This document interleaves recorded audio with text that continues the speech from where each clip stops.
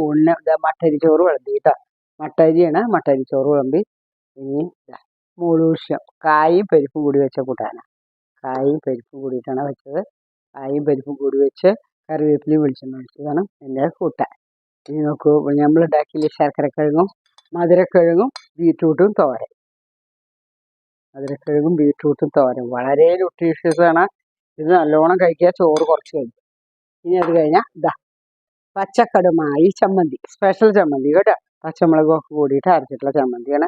വളരെ സ്വാദുള്ള ചമ്മന്തിയാണ്. പക്ഷെ കടുകിൻ്റെ ടേസ്റ്റ് എല്ലാവർക്കും ഇഷ്ടാവില്ല, അത്ര മാത്രമേ ഡിഫറൻസ് ഉള്ളൂ. ഇതൊരു സ്പെഷ്യലായിട്ടാണ്. ഇത് ഞാൻ 2 കണ്ണിമാങ്ങ കിട്ടിയപ്പോൾ അത് അരിഞ്ഞ് ഉണ്ടാക്കിയ കണ്ണിമാങ്ങ കേട്ടോ. കണ്ണിമാങ്ങ ഭയങ്കര ടേസ്റ്റാണ്,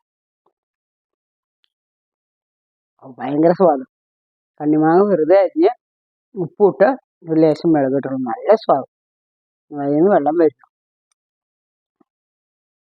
പിന്നെ നാരങ്ങക്കറി വേണമെങ്കിൽ ഉണ്ട്, അത് ഞാൻ വിളമ്പിടില്ല. ചുട്ട പപ്പടം